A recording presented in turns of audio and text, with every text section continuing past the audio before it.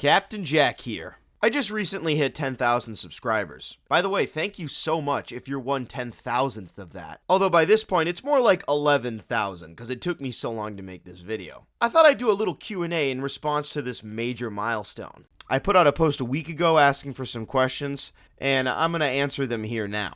But I'm going to go unscripted, so I need a little music to match the slower mood we're going for here. There. Yeah, that's about right. Is that turtle your pet? Does it have a name? No, it's not actually my pet.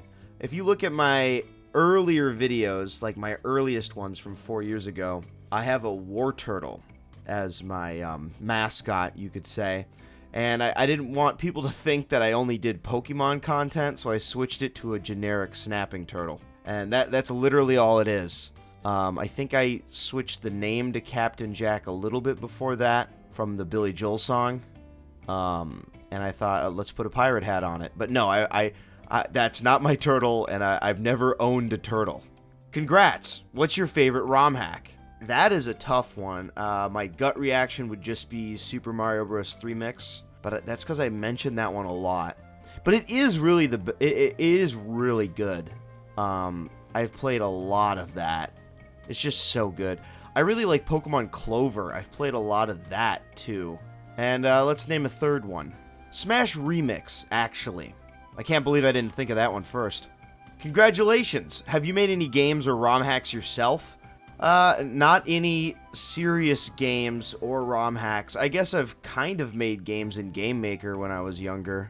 I made a really bad version of Robotron, and then I kind of made, like, Outlaw on the Atari 2600 on steroids, where there were different levels and different characters you could play and stuff. But no, I have never really made a serious game or ROM hack or anything like that. Awesome, bro. My question is, what's the best place to find a library of hacks across a wide variety of games? I know ROM hacking used to be it before they shut down. Well, here's the thing.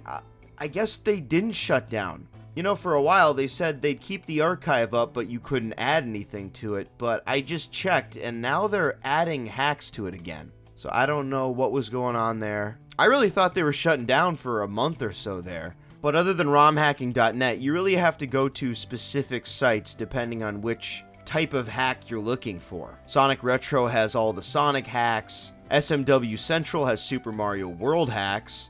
Sega Extreme has Sega Saturn hacks. That's just a few of the sites I'm thinking of. Yeah, there's not really a consolidated place that I can think of off the top of my head that's not romhacking.net, which seems to still be around for the long haul. Will you be focusing this channel on ROM hacks only, or will you branch out to other topics? Well, that's actually a good question. I've been thinking about that for a while. I've been doing ROM hacks and homebrews, actually. My first video was actually a homebrew, simply because it's easier to talk about a whole new game instead of changes to a pre-existing game.